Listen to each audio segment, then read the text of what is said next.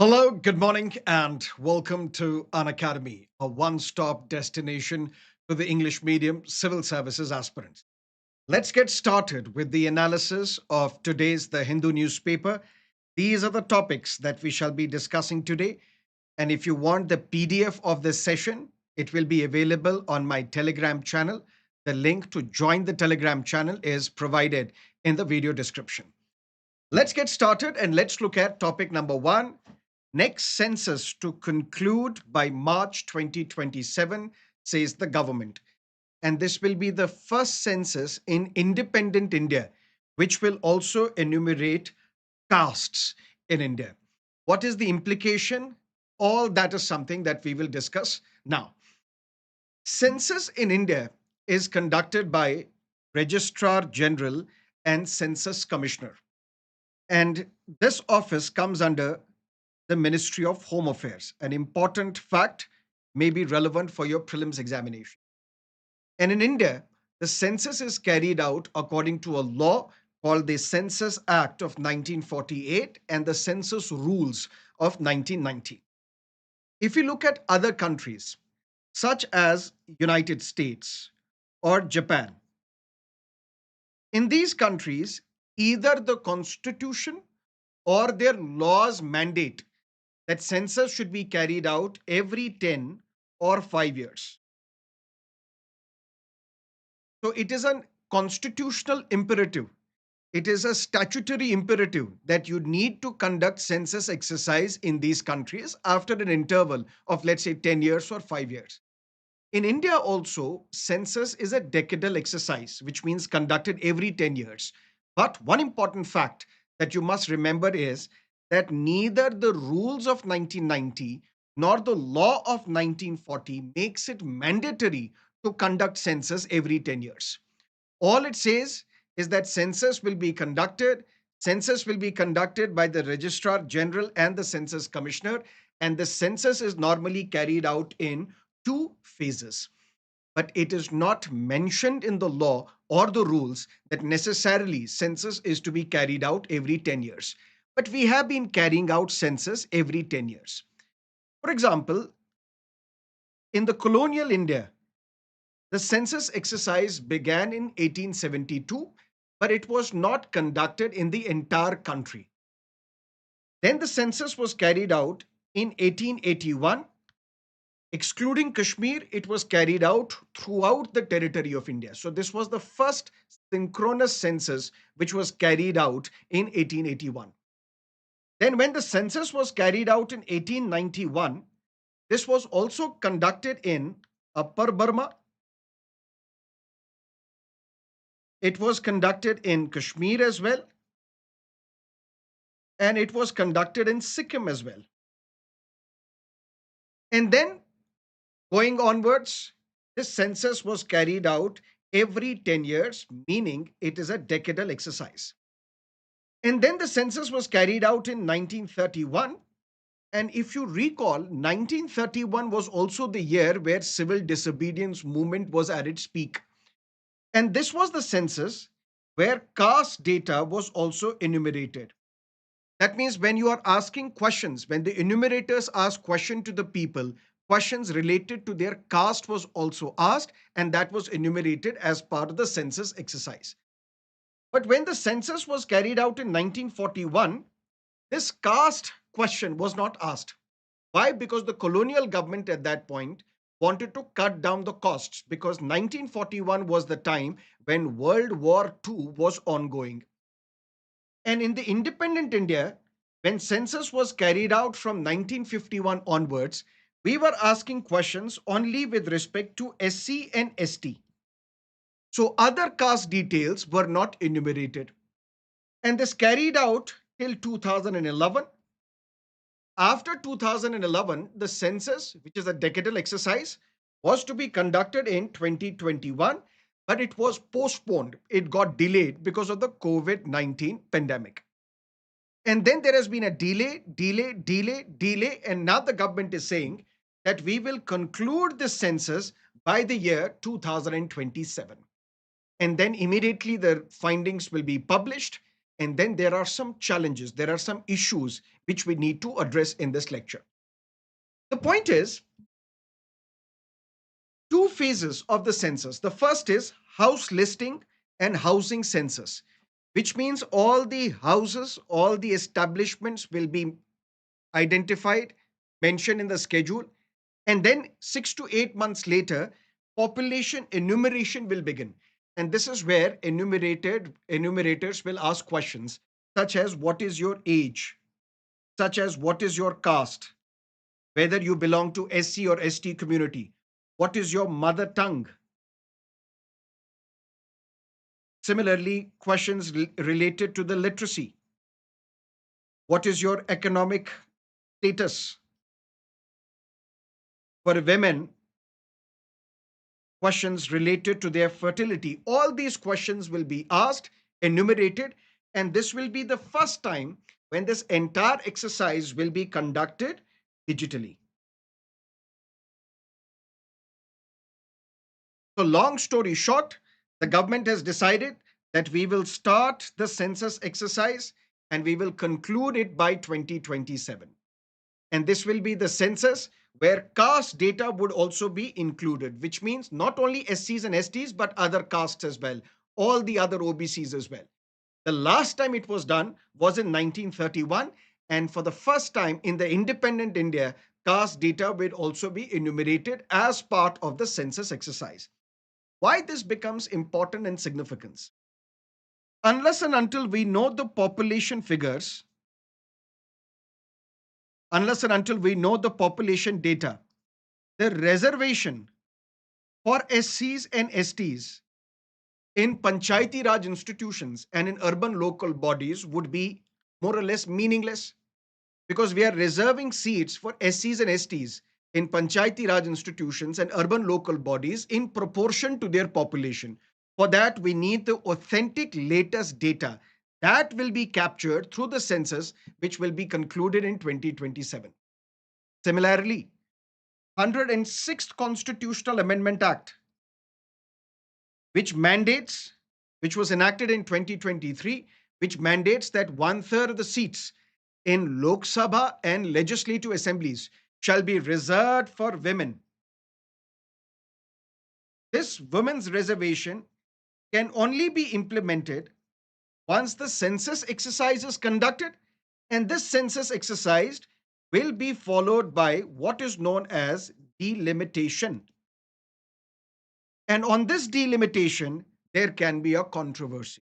Why controversy? Listen to me carefully. Constitution mandates under Article 81, 82 that after every census which is conducted, there should be delimitation, which means as the population increases, the number of seats in the legislative assemblies, the number of seats in the Lok Sabha will also increase. Population increase will lead to an increase in the number of seats in Lok Sabha, for example. This delimitation exercise was carried out in 1952 after the census of 1951. It was carried out in 1963 after the census of 61. It was carried out in 1973 after the census of 1971. And that is how we saw an increase in the number of seats in Lok Sabha from 489 to 513, which currently is at 543. But in 1976, Constitution was amended. And this Constitutional Amendment Act said we should not be conducting delimitation for the next 25 years, which means till 2001, there should be no further delimitation. What was the reason? Reason was not provided. So, although the Constitution was amended to provide for no delimitation for the next 25 years, but the reason was not provided because the reason was implicit. We wanted to encourage the states that they should carry out programs to stabilize population. Population explosion has to be arrested. Then in 2001, another Constitutional Amendment Act was passed, which is known as 84th Constitutional Amendment Act. This 84th Constitutional Amendment Act said, although we will conduct delimitation, but the seats will be frozen till the census after 2026, till the figures of census conducted after 2026 are taken. Which means when the census was taken in 2001, then delimitation was carried out in 2002, but that is what we call internal delimitation. That means overall seats will not increase, but the seats reserved for SCs and STs will go up. Overall seats will remain the same, but we can ensure that within the state, the boundaries are created in such a manner that in every constituency, the number of voters remain the same as much as possible, as far as practicable. Long story short, when the delimitation was carried out in 2002, the purpose was we should increase the number of seats reserved for SCs and STs without increasing the total number of seats, which will remain 543.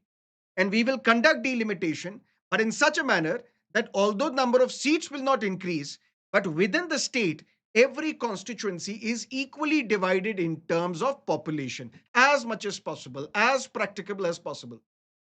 Which means if at all there can be increase in the number of seats from 543 to something else, that can happen only after the census of 2026, only after the figures of census after 2026 are taken into account.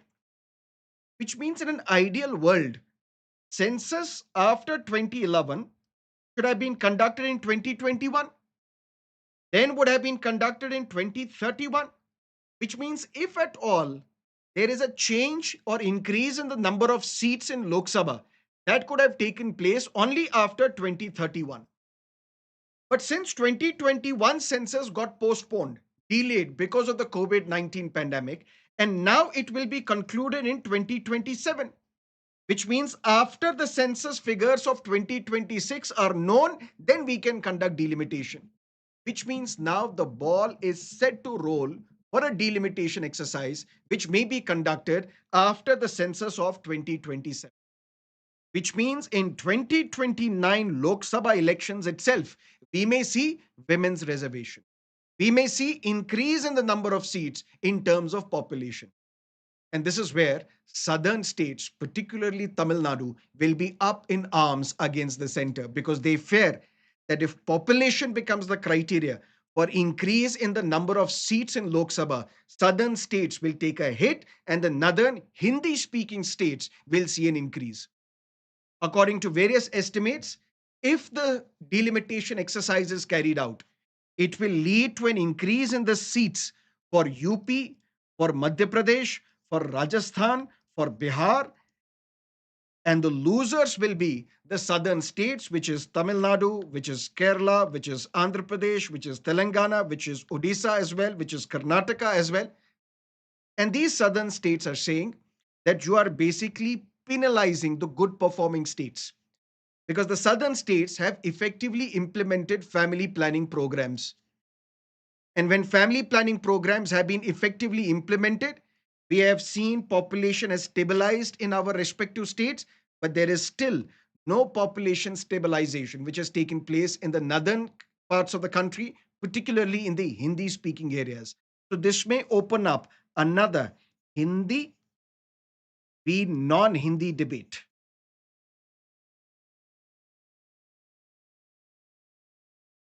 That is something that we have to take care of. And this 84th Amendment, when it was enacted, the reason was mentioned because in 42nd Amendment, there was no reason provided. But in 84th Amendment, the reason was provided that we will freeze the total number of seats till 2026 so that we encourage the states to carry out family planning programs to stabilize the population because that is our vision of national population policy. Also, we need to take into account NPR. What is NPR? National Population Register. This National Population Register was conducted for the first time in 2010. Then it was updated in 2015. And then it was meant to be conducted in 2020. This is considered to be the initial stage of census. And in NPR, all the usual residents are enumerated. And who are these usual residents? Those who have stayed in India for 6 months and those who intend to stay in India for 6 months. Which means this NPR, which is a mandatory exercise, every single resident in India has to mandatorily enroll under NPR, register under NPR. So NPR will have details regarding citizens as well, details regarding aliens as well, foreigners as well. Now, why this NPR becomes important? Because when this NPR form was released in 2020, it generated a controversy. And the controversy was that this is not NPR, this is NRC in disguise. What do we mean by NRC in disguise? Because after the Citizenship Amendment Act was passed, which provided fast track citizenship to the migrants coming from Pakistan, Afghanistan, and Bangladesh, who belong to the six religious minorities of these countries. The allegation was that you are trying to then enact an NRC, carry out an NRC to weed out illegal migrants. And all the illegal migrants who will be declared illegal migrants, non citizens, they can still register to become the citizens of India using Citizenship Amendment Act. Long story short, CAA was passed, whose primary mandate was all the illegal migrants coming from Pakistan, Afghanistan, Bangladesh, belonging to the six religious minorities of these countries, they can get citizenship in India. And we will not treat them as illegal migrants. And then the Home Minister said CAA will be followed by NRC, just like it was conducted in Assam, where the idea was that you prove your citizenship and then your name will be mentioned in the NRC, National Register of Citizens, which means NRC will have details of only the citizens of India. But then, because it generated a lot of controversy, the allegation was that you are conducting NRC primarily to disenfranchise Muslims, because all the illegal migrants who are declared illegal migrants, they can never become citizens of India, because illegal migrants can never become citizens of India. But all those illegal migrants who are non-Muslims, they can apply for citizenship through CAA, leaving out Muslims. But then what happened is that government said we have no intention of carrying out NRC. But then NPR form was released, and this NPR form for the first time asked questions related to what is your date and place of birth. What is the date and place of birth of your parents as well? How is this important? Because if your date and place of birth you are providing, if it is prior to 1987, you are the citizen of India. Because prior to 1987, no matter what your parents' nationality is, if you were born on the soil of India prior to 1987, you are the citizen of India, regardless of the nationality of your parents. But if you're born after 1987 and before 2003, one of the parent has to be an Indian. If you are born after 2003, then one of the parent has to be an Indian and the other parent should not be the illegal migrant at the time of the birth. Which means if we conduct NPR exercise, where all those who are the usual residents of India, who have been staying in India for 6 months and who wish to stay in India for 6 months are mentioned. And then they also need to provide what is the date and place of their birth. This way, we can easily categorize people into Indians and non Indians. Because when you mention the date and place of your birth, all those born prior to 1987, they are the citizens of India. All those who are born after 1987 until 2003, one of the parent has to be an Indian. And after 2003, the other parent should not be an illegal migrant. So even without conducting NRC exercise, you can still get to the bottom of citizens and non-citizens by conducting national population registry. And we have to also look at when this first phase will be conducted, when NPR will be conducted, what will be the form of this NPR? Whether these questions will be asked again to the people who will be enumerated in the first phase. That will also generate a lot of controversy. So that is something that you have to keep track of. Long story short, from this topic, next census to conclude by March 2027, which will be the first census in independent India, which will also enumerate the caste data, not just SCs and STs, but other castes. Because there have been demands from various political parties that we need to enumerate caste as well, so that we can have a clear cut picture of what is the educational status of various castes, what is their literacy status, what is the fertility status of the women belonging to these castes. So more data available for various castes, it will make it easier for policy makers to create policies and schemes for different sections of the society. But with this caste census, which will be conducted, it will also have a potential of social mistrust, because some castes will have more numbers, which primarily means they will demand more reservation in public employment and educational institutions and more benefits from the state. We will have to watch out for that. One. Number two, this will be India's first digital census. Fact, important for your prelims examination. And at the same time, once this census exercise is conducted, it will pave way for delimitation exercise. Because till 2026, there can't be a delimitation. Delimitation can take place only after the first census figures conducted after 2026 are published, which means the census of 2027. And once that delimitation is conducted, we will see women's reservation. How that delimitation is conducted, whether these southern states will lose seats to the northern states, that we will have to wait and watch. That is topic number one. Let's look at another topic. Today is the World Environment Day. June 5 each year is celebrated as the World Environment Day. Lots of articles in today's newspaper related to environment, and we will discuss a couple of them. Has the environmental crisis in India exacerbated, which means has it gone worse and worse? Let's understand. The world as we see today, there are three crises which the world is grappling with. The first crisis is more and more carbon emissions. The second crisis is biodiversity loss. The third crisis is obviously the pollution. More and more carbon emissions because of the automobile industry, also because of our lifestyle, which we will discuss today, also because of our eating habits, which also we will discuss. Biodiversity loss, because our natural habitat is now converted into shopping malls. Land use has changed.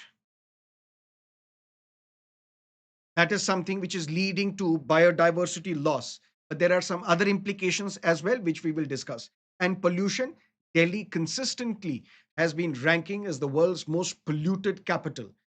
And 9 out of 10 most polluted cities of the world, they are in India.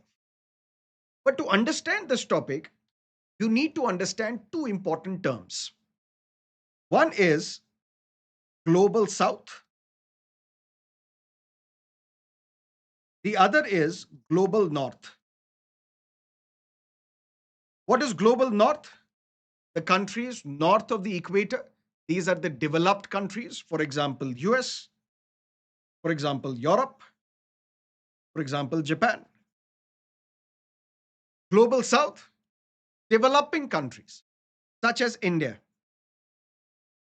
such as African nations, such as Latin American countries.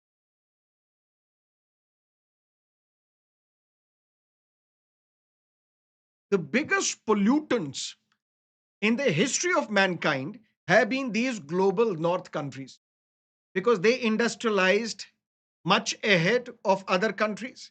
And at the same time, they led to a large amount of carbon emissions into the atmosphere. They were responsible for the pollution in the entire world.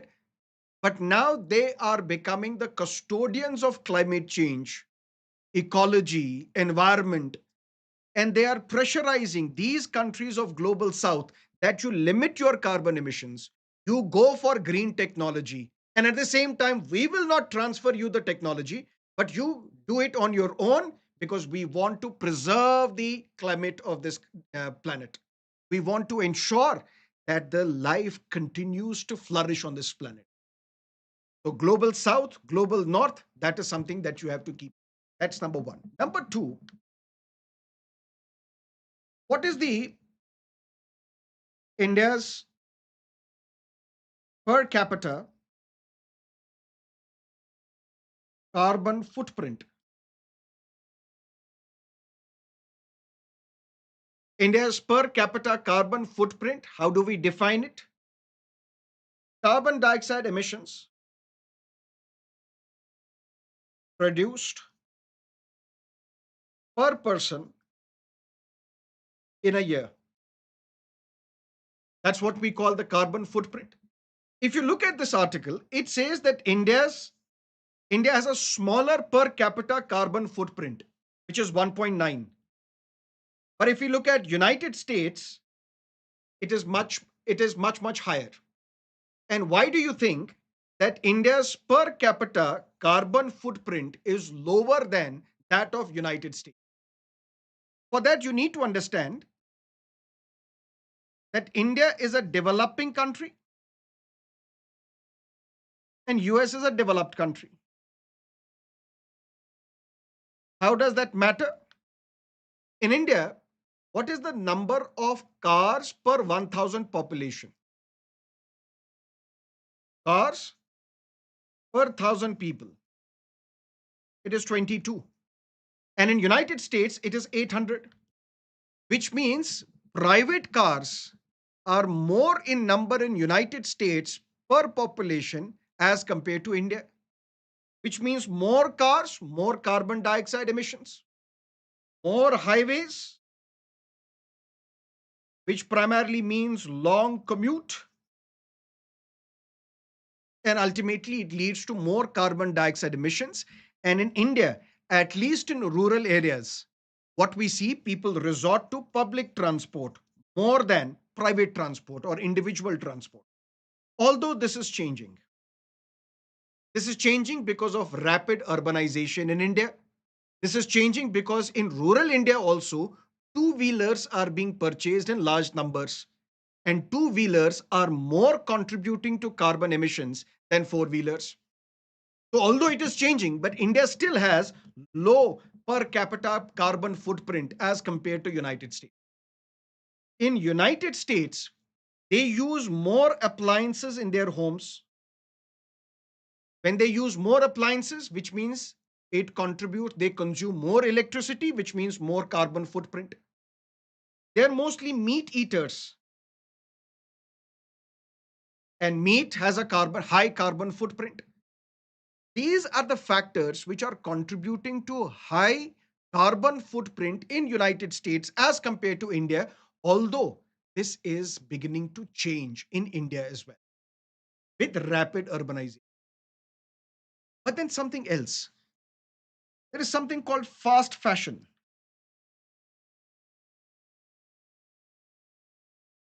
And what is this fast fashion? Companies or malls or shops in Europe, Japan, United States. They sell merchandise, they sell clothes, they sell t shirts, for example, in large numbers based on the changing fashion pattern. So if fashion changes very quickly, you produce massively produce mass production of these fashion items, and then you sell it in the markets of US, Europe, and other developed countries of Europe. But where is this coming from? It has an impact on countries such as Vietnam. It has an impact on countries such as India. It has an impact on countries such as Bangladesh, which means the t shirt that you buy in London, you have to keep in mind that this t shirt may be manufactured of cotton. And cotton is grown, for example, in India. And if you grow cotton in large quantity in India, it will also deplete our groundwater. But this cotton, when it is used for manufacturing shirts, you need to dye as well. That means these chemicals will then enter into our water streams as well, leading to carbon dioxide emissions, leading to more carbon footprint.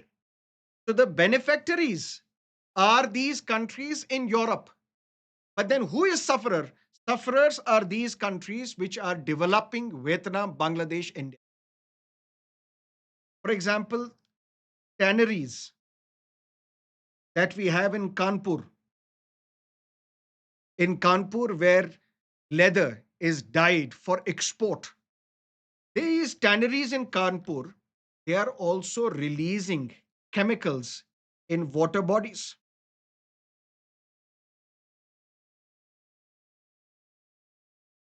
For example, chromium and other toxins are generated, injected into the water bodies, which is also impacting the water pollution in Ganga. Similarly, these countries, or the developed countries of the global north, they also want electric vehicles. For electric vehicles, batteries play a very important role. For these batteries, we need to extract important metals such as lithium, such as cobalt. So the beneficiaries of EV revolution, China, Europe, United States, but it is impacting country such as Chile. For example, the Atacama Desert in Chile, because of the extraction of lithium, what is happening? It is depleting the water, the groundwater which was available to the indigenous communities. So when we look at environment, has environment crisis in India gone worse and worse? For that, we need to understand global south and global north. And at the same time, we need to understand India's per capita carbon footprint. And at the same time, what we also need to understand that yes, there has been a change in the way India is witnessing climate change. And it is possible because we are mostly dependent on fossil fuels. Because in India, we still use 70% for our power generation, and for that, we use coal, which leads to more carbon emissions and ultimately contributes to the declining quality of air in India. Not just that, forest forests have been converted into residential properties or into factories or into malls. So we change our land use.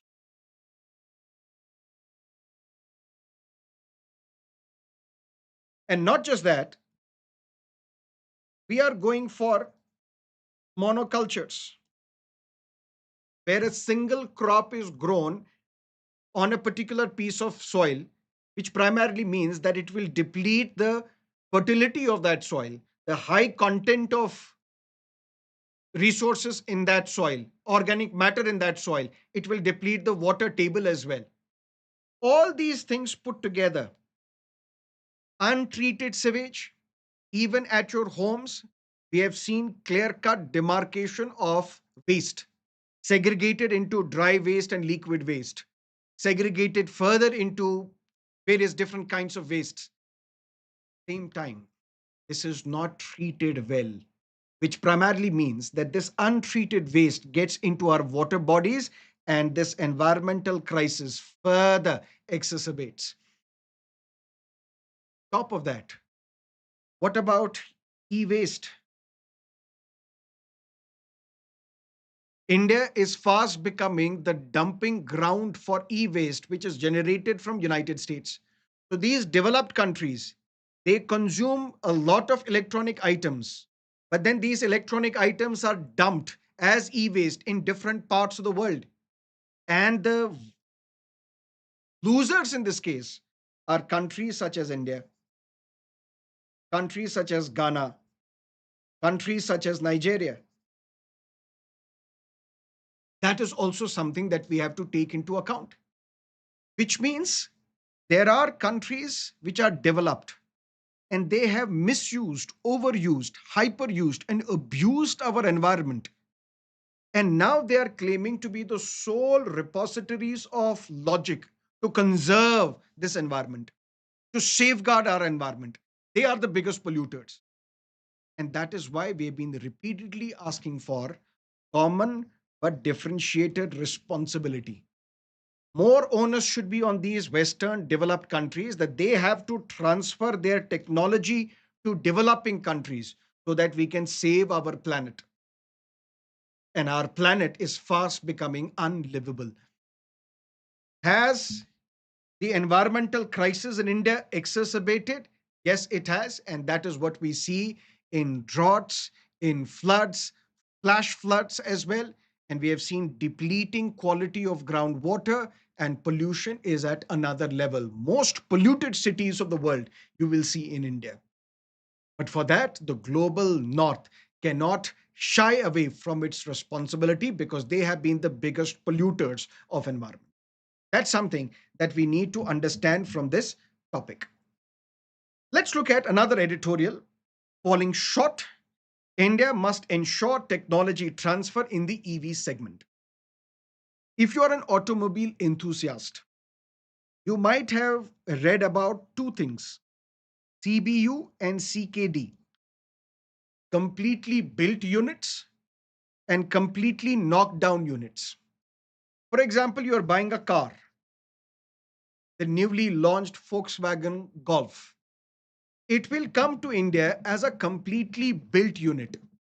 That means the car will be imported to India as a completely built unit. You can buy, and this car will run on the roads. The import duties on these cars are high.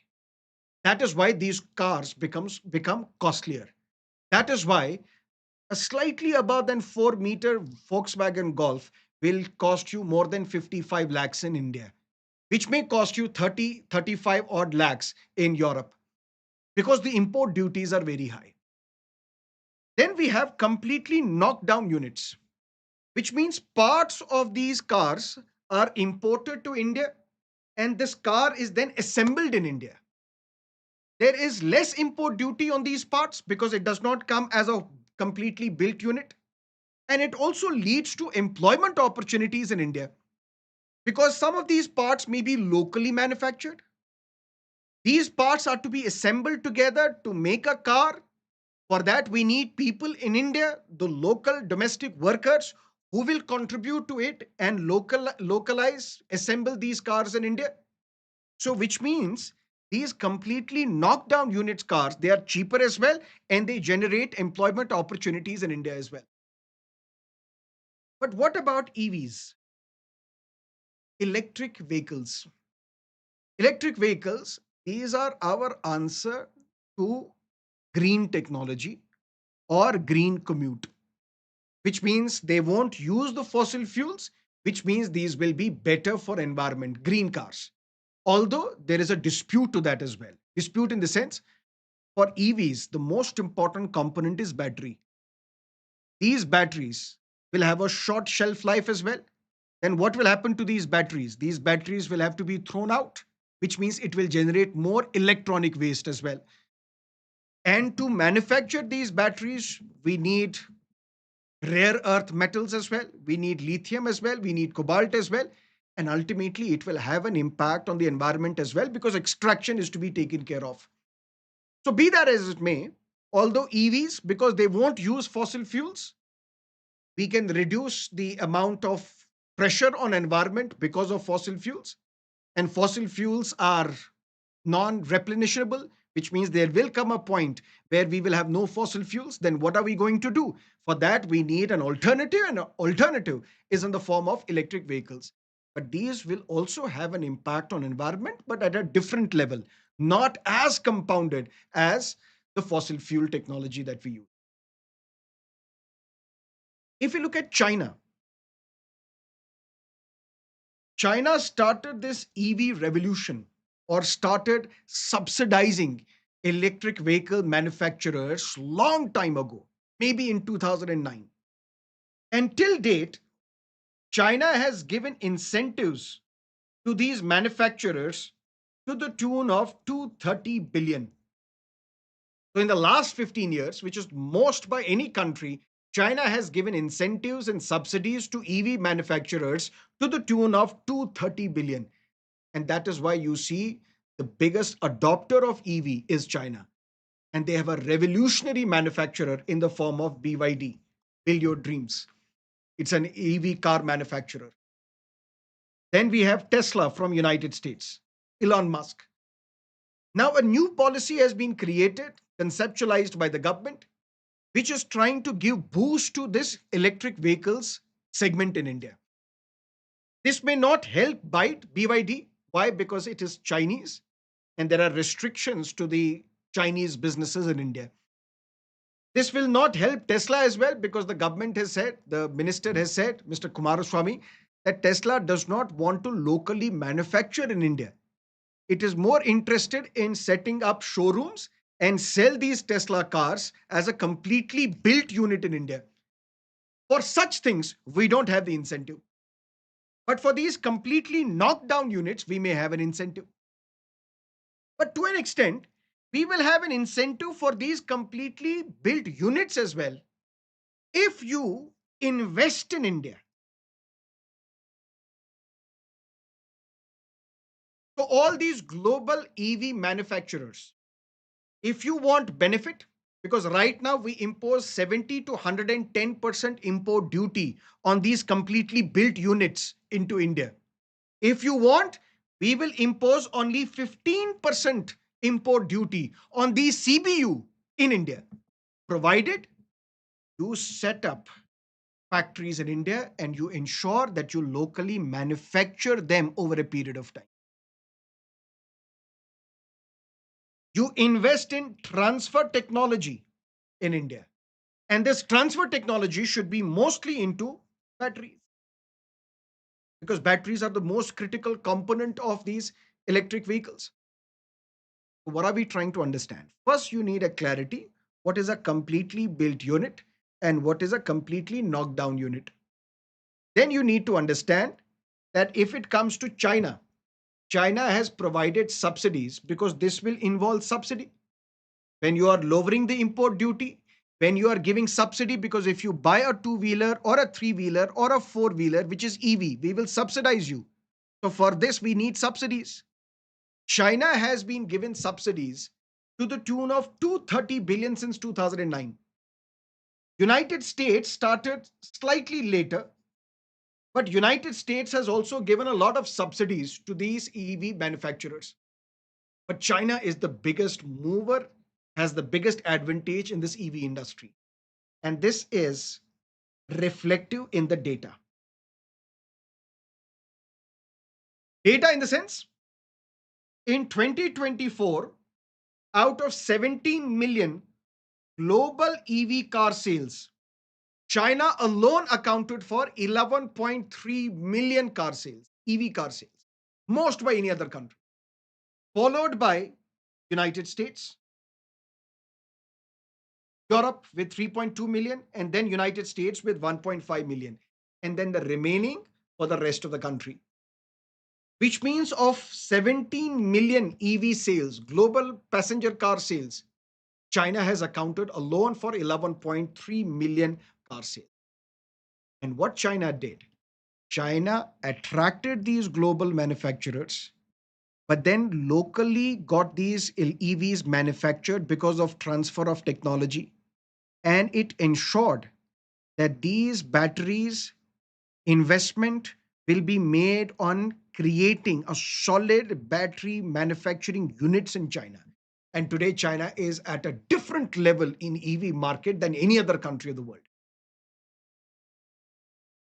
And to attract EV industry in India, the government has created a program called Scheme to Promote Manufacturing of Electric Passenger Cars in India, where all these global EV manufacturers, if you want, we will reduce import duties on your completely built units from 70 to 110% to only 15%.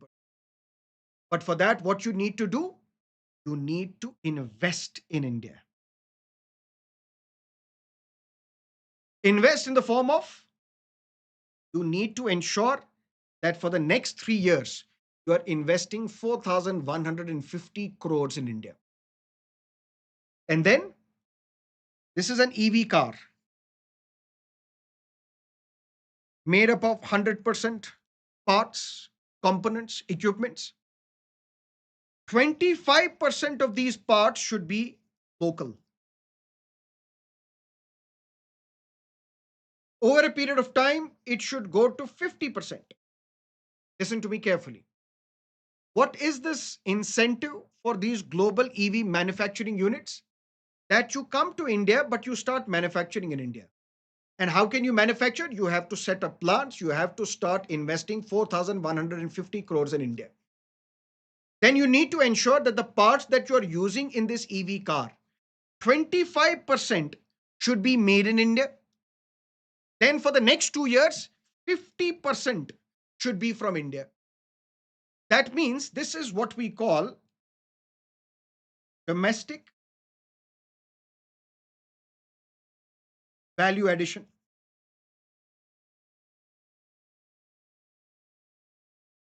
Domestically added value should be for the first 3 years 25% from domestic India, and then for the next 2 years 50% from India. But this editorial brings in an element of caution. It says, yes, this 25%, 50% may be good, but this should not be for other periphery items such as tires. So, tires will be locally manufactured, that will satisfy the 25% criteria. Or software as a service that we are using. Let's say we use the software for the electronic panel or the infotainment system, that will be locally manufactured. We may not use that, we may not need that. What we need is the most important component of this EV industry or this EV is battery. And for this, we need local manufacturing. Just like we did for internal combustion engines. We started manufacturing these engines in India. Transfer of technology took place so that we have units in Maharashtra, in Tamil Nadu, in Pune, where engines are manufactured in India because of transfer of technology. That is something that we should incorporate, we should force upon, we should focus on, so that instead of these peripheries, we should focus on battery, at least for battery. And most importantly, for battery, there should be transfer of technology so that what we have achieved in internal combustion engines, we should implement that in the battery, which is the most important unit in an electric vehicle. That will go a long way in boosting electric vehicles in India. So, India must ensure technology transfer in the EV industry. That is the crux of this editorial.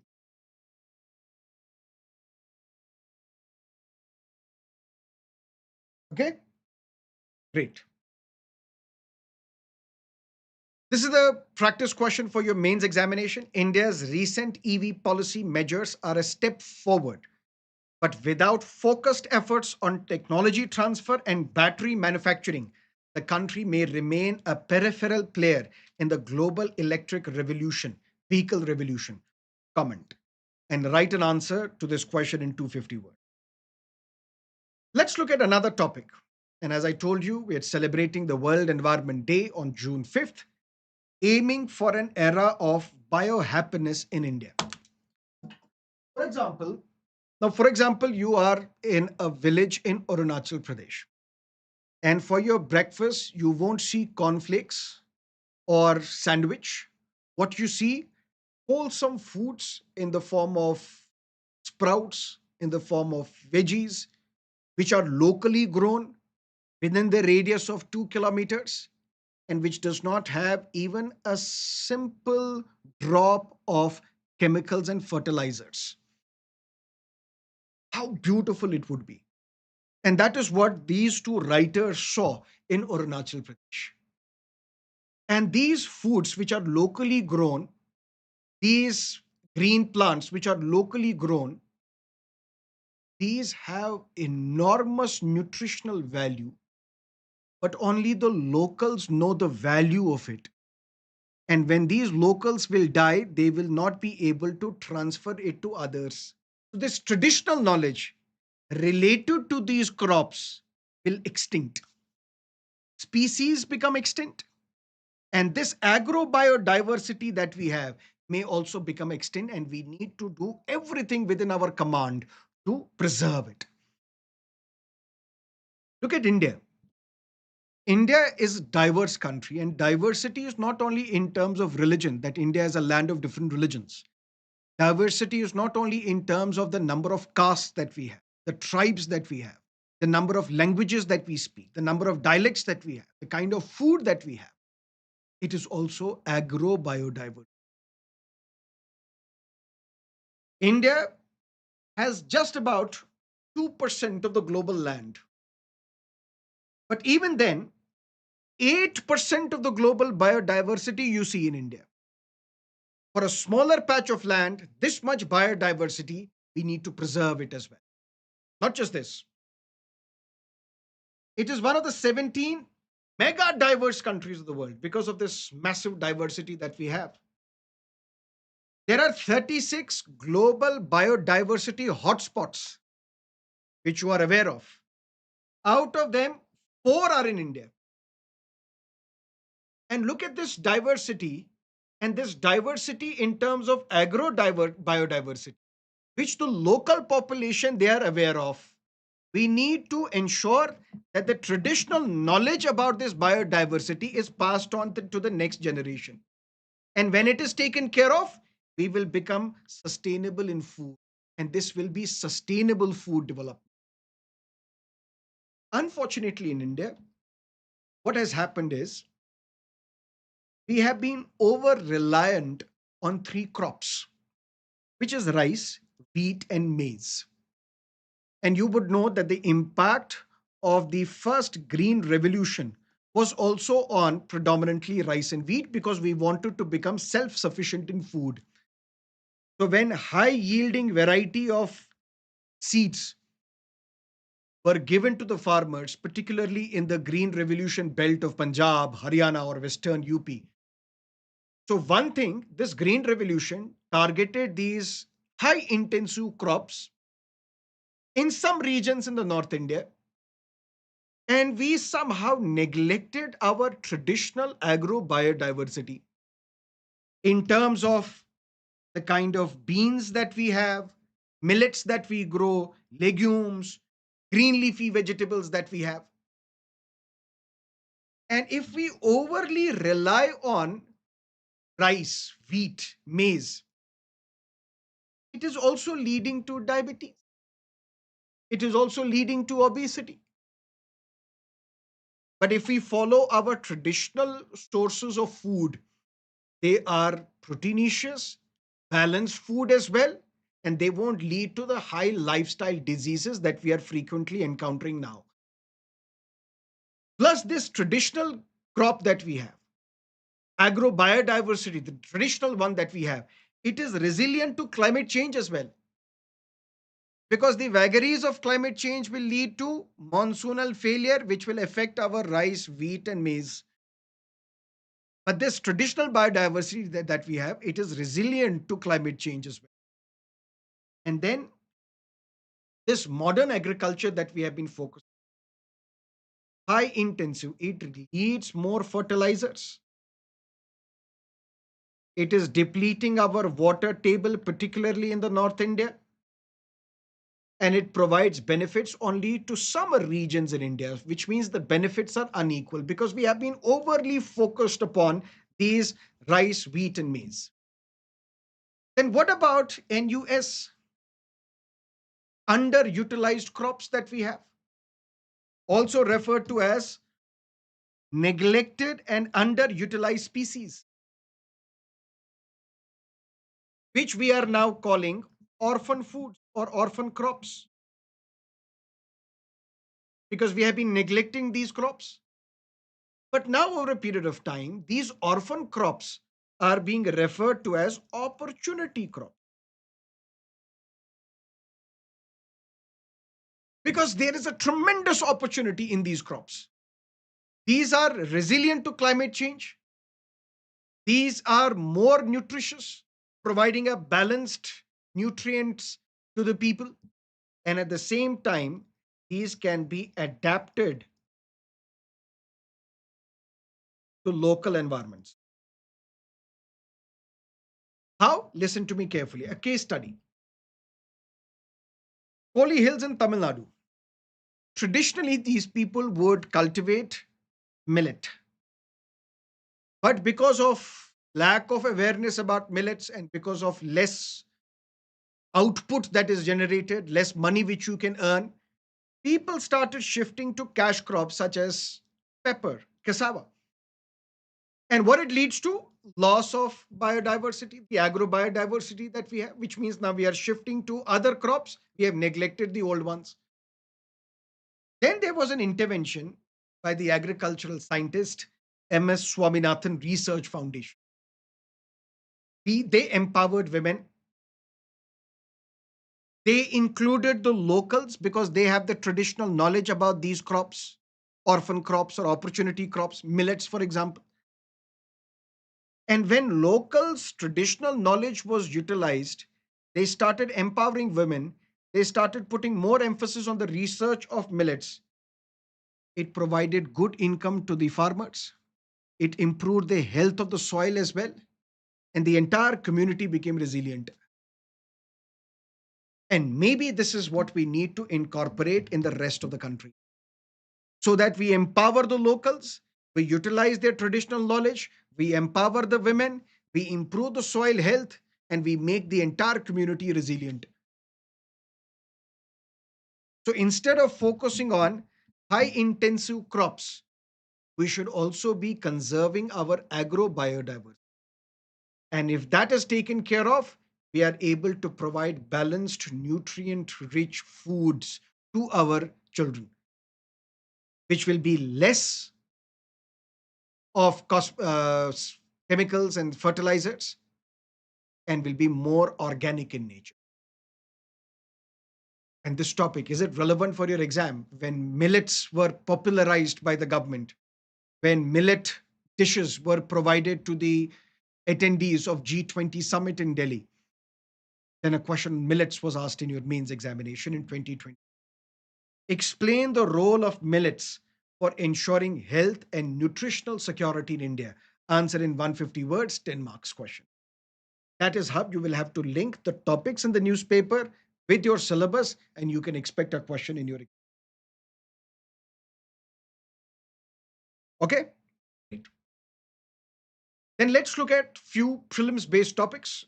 Mr. Modi likely to attend BRICS summit in Brazil next month. Meet will be closely watched by United States government. BRIC, it is an acronym, right, sir, which stands for Brazil, Russia, India, China. This term was coined by an economist at Goldman Sachs in 2001, 2003.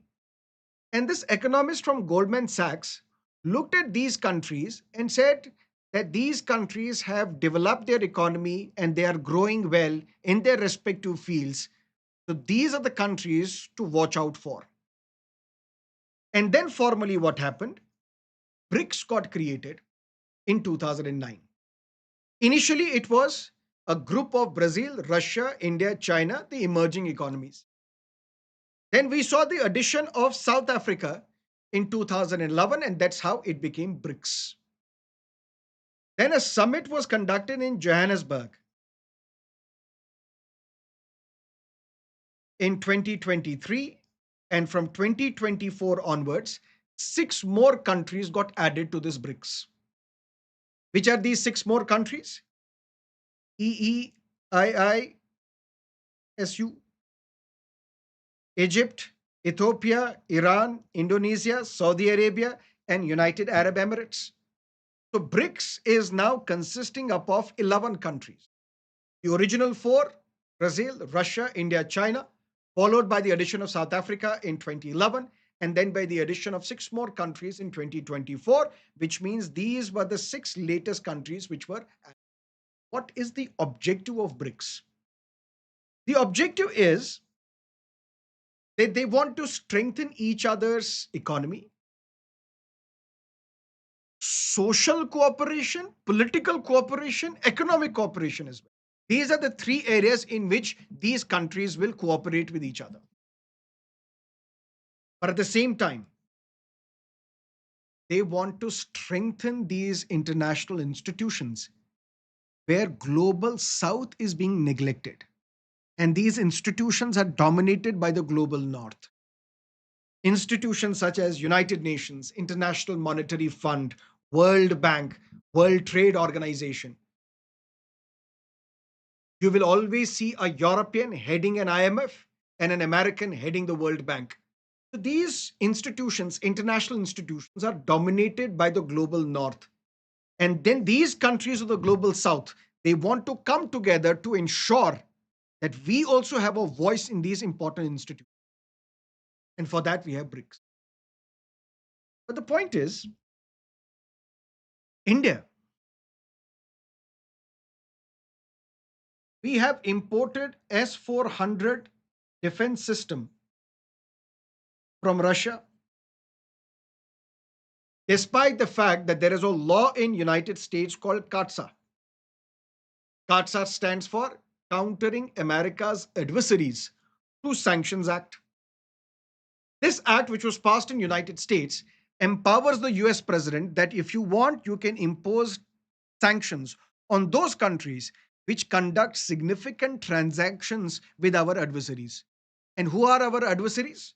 Countries such as North Korea, Iran, and Russia. Despite that, we imported S-400 defense system from Russia and sanctions were not imposed on us because there was a bill, a resolution passed in US Congress, which was introduced by an Indian American, Mr. Ro Khanna, primarily urging the president that you should exclude India, don't impose sanctions on it. And India is a global market as well. Indian market is very lucrative for American companies, so India was spared. But now, United States, according to this article, is looking closely at this BRICS summit which will take place. Why? Because there is also a talk of de-dollarization.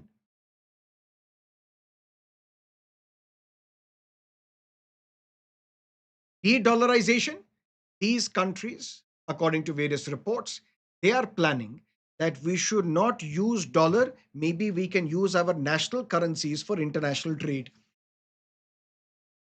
And if dollar is not used, which primarily would impact the US Treasury, that is why this summit, which is going to be attended by Prime Minister Modi in Brazil next month, because Brazil is currently the chair of the BRICS. This is keenly watched by United States because what BRICS will decide on de-dollarization. And if that is taken care of, if that happens, then India, which is buying S-400 more defense systems from Russia, then United States may be wary of a close relationship with India. And that is why an expert US Commerce Secretary, Mr. Lutnick, has said that apart from buying military hardware from Russia, India has rubbed the US wrong way by being part of BRICS.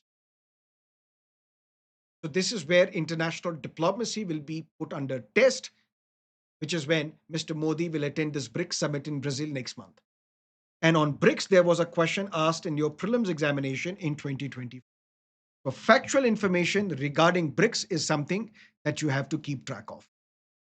And then another significant news, India is set to assume the presidency of Institute of or International Institute of Administrative Sciences. What is this International Institute of Administrative Sciences? It is a not for profit entity and it has scientific purpose. What is the purpose? We will conduct research so that through that research or through those workshops, we will ensure public governance. We will produce documents. We will disseminate knowledge which will improve public governance in the world. Workshops, events will be organized by this entity through which we will share our knowledge on public governance so that we can improve. Certificate programs or accreditation programs will be programs which will train public personnel in public governance. These programs will be accredited by this International Institute of Public Administrative Sciences. And now India is going to be the president of this prestigious International Institute of Administrative Sciences for a 3-year term, beginning 2025 to 2028. Another fact, India has been a member of this body since 1998. And who represents India in this International Institute of Administrative Sciences? Our Department of Administrative Reforms and Public Grievances. And if you notice closely, it says this body comprises about 31 member countries, 20 national sections. And which are these 20 national sections?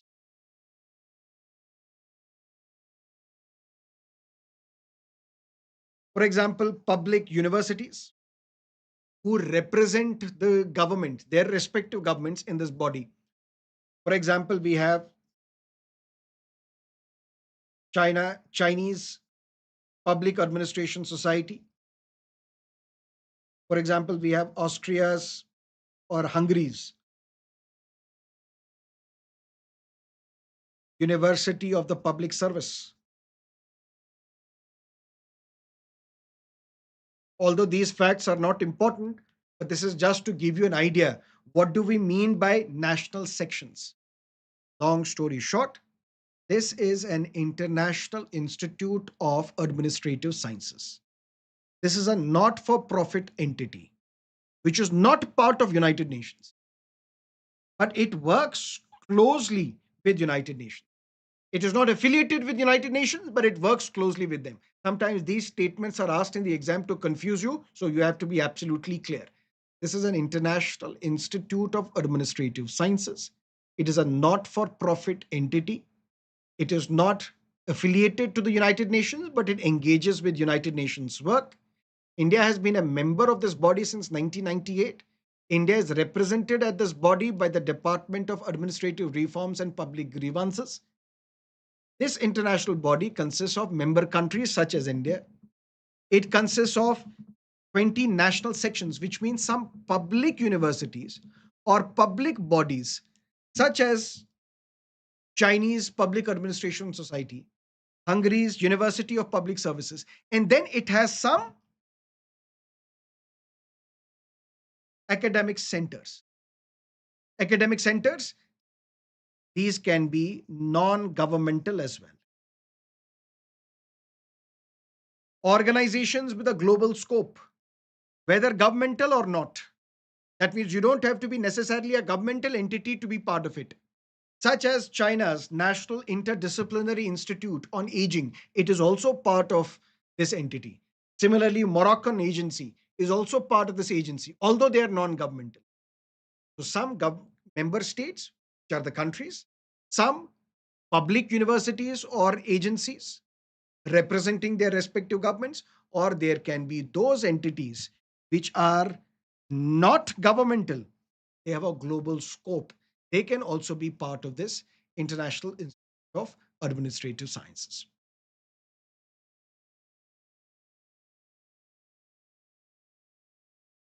Okay, so that is it for today.